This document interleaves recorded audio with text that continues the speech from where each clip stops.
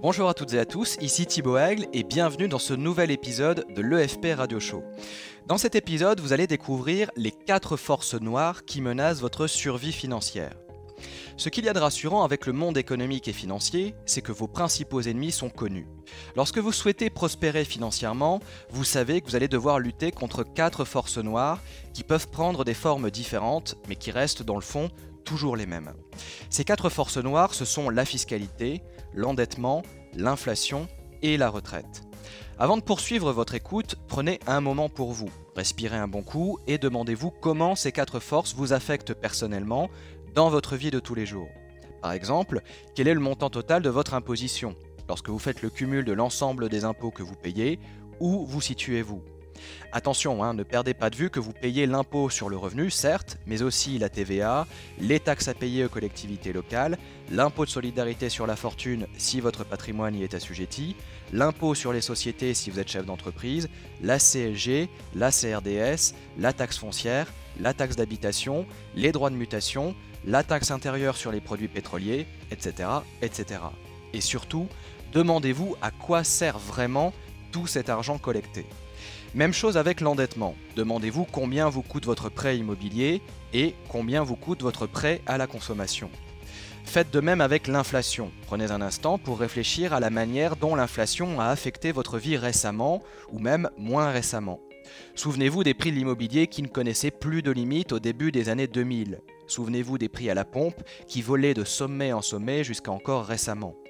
Prenez conscience de l'augmentation des frais de scolarité des grandes écoles, du prix de la baguette de pain qui a plus que doublé depuis le passage à l'euro, etc., etc.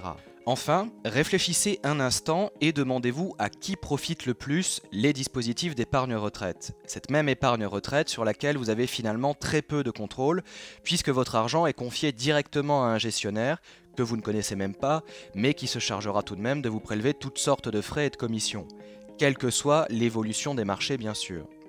Le système économique et financier est prédateur pour les gens qui ne prennent pas en main leur éducation financière. Ce que vous devez comprendre, c'est que ces 4 forces noires sont maintenues en vie par les gouvernements et les institutions financières. Ce sont ces 4 forces qui leur permettent de garder le contrôle sur votre argent et sur votre liberté. Au tout début du XXe siècle, les citoyens des pays occidentaux n'étaient pas massacrés par l'imposition, les États n'étaient pas encore surendettés, l'inflation n'existait pas et personne ne se souciait vraiment de la retraite car l'argent et l'épargne ne perdaient pas de leur valeur. L'impôt sur le revenu, par exemple, n'a été mis en place qu'en 1914 en France pour faire face aux dépenses engendrées par l'effort de guerre. En 2009, il est la 2e source de revenus de l'État français après la TVA. Pas mal pour un impôt provisoire.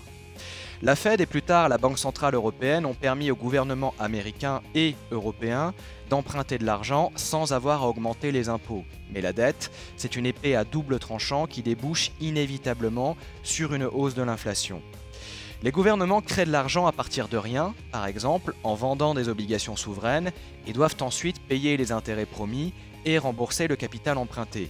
Il leur faut alors augmenter les impôts ou faire tourner la planche à billets, ce qui crée tôt ou tard de l'inflation. L'inflation est créée de toutes pièces par les banques centrales et les gouvernements qui souhaitent rembourser leurs emprunts. C'est la raison pour laquelle beaucoup d'observateurs considèrent l'inflation comme une taxe silencieuse. L'inflation permet aux personnes éduquées financièrement de s'enrichir, mais elle augmente le coût de la vie pour les personnes qui ne le sont pas. Tout simplement parce que ce sont ceux qui impriment l'argent qui en profitent le plus, avant que ce nouvel argent créé à partir de rien ne vienne se diluer dans la masse et que les non-initiés en paient seuls les pots cassés. Et enfin, il y a les dispositifs d'épargne retraite. Ces dispositifs qui ne vous profitent pas en priorité. Ils profitent surtout à l'industrie financière qui se retrouve abreuvée de capitaux par millions sur lesquels elle n'a plus qu'à prélever commissions d'entrée et de sortie et autres frais de gestion. Les investisseurs expérimentés n'utilisent jamais de tels dispositifs pour investir leur argent sur les marchés financiers. Ils savent que ce sont des dispositifs extrêmement coûteux qui proposent des rendements dérisoires pour un niveau de risque maximal. Car en plaçant votre argent dans ce type de dispositif, vous en perdez purement et simplement le contrôle. Impossible de mettre en pratique les techniques de money management pour limiter vos pertes ou profiter d'une tendance favorable. Impossible de prendre vous-même vos décisions d'achat ou de vente, c'est le gérant qui décide et c'est toute l'industrie financière qui prend le contrôle de l'argent des épargnants. L'actualité économique et financière se charge chaque jour de nous montrer que cette relation incestueuse État-banque connaîtra bientôt son épilogue.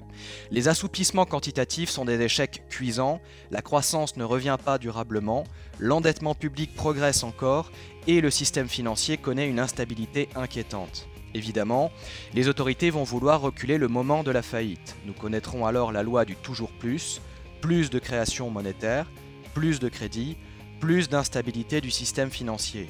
Le but étant de créer l'inflation tant espérée par les gouvernements et qui leur permettrait de réduire drastiquement leur endettement.